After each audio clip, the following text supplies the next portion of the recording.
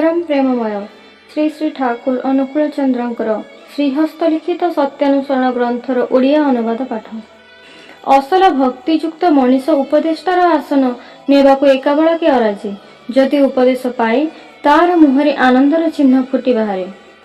अविश्वासी और बहु नैष्टिकर हृदय भक्ति आसी ही पारे ना। श्री श्री बड़दा थरे शिव देवता को थरे काली देवता को प्रणाम तो अनेक ही करती, बेस भक्ति करे ही करती। एथिरे भक्तिर की असुविधा? नित्यानंद भाई, भक्ति भितर थाए निष्काम कर्म। भक्ति माने तो सेवा, सेठारे निष्ठा आसी पारे ना। श्री श्री बड़दा व्यापारटा बुझी पारिलेनी। दुर्गेश बुझीछु ना कौन?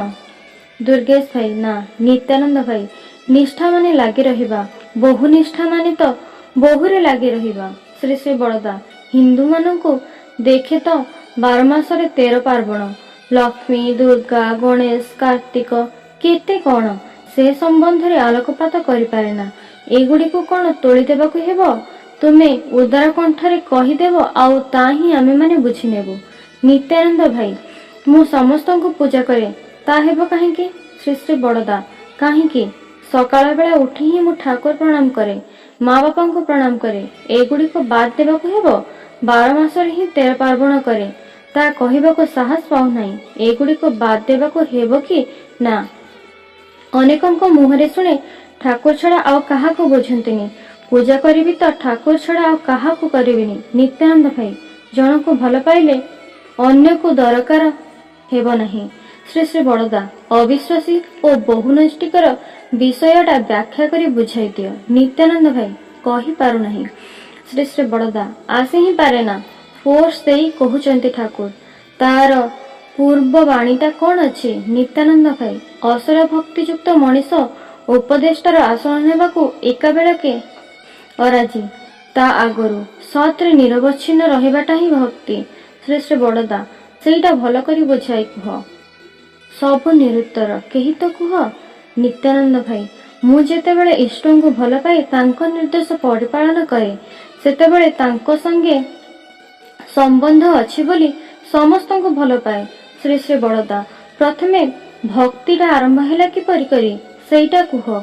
नित्यानंद भाई, प्रथमे ही पितामातांको उपरे भक्ति। श्री श्री बड़दा प्रथमे ही ज्ञान हुअन्ते न हुअन्ते निस्वार्थ भावे मोते जे पालन करती सेठारे ही साधारणता टाण। तापरे बाबा शेष को देखे ठाकुमा। सबु एपरि करी गोटे स्वाभाविक श्रद्धार एक्सरसाइज हुए। शेष को काली दुर्गा सबको श्रद्धा करने को बुझा हुए। पुणी एपरि हुए नाना रकम व्यवस्था करी लक्ष्मी पूजा करुछि, सरस्वती पूजा करुछि, एठारे सेठारे मानसिक करुछि। एपटे ठाकुरंक फटोटा धूली रे पड़िछि। जी निष्ठा ठीक रखिबाकु चाहे ताकु आगे ठाकुरंक हेबाकु हेबो। बसाओ भाई, समस्तंक पाई करे, समस्तंक पाई मन कांदे, सेईटा बहु नैष्टिकता नुहे। जितेन भाई, सेमाने तांको मूर्त प्रतीक। श्री श्री बड़दा देवदेवी जा किछि मोर भक्ति प्रति बढ़ाई देबा पाई। अनेक सत्संगी शिव मंदिर देखंती, केही प्रणाम करे आउ भावे तांको सृष्ट समस्तंको श्रद्धा करबाकु पड़िबो। जो माने इष्ट केंद्रिक होई रहंती ता घरे हुए तो जीशु काली दुर्गा छवि अच्छी, ता हृदय पूर्ण होई थाए भक्ति रे। हुए तो समस्त को अलग अलग पूजा करे ना। आम घरे ठाकुर माँ इष्ट देवता को पूजा करुथिले। प्रथमे प्रथा अनुजाई अन्यान्य विग्रह को पूजा करुथिले। ठाकुर को दिने जड़े कहिले इष्ट पाइछि, एबे गोपाल काली एमानंको कौन गंगारे पकाई देबे? ठाकुर लंफी पड़ी कही उठिले, कौन कहूच से की कथा?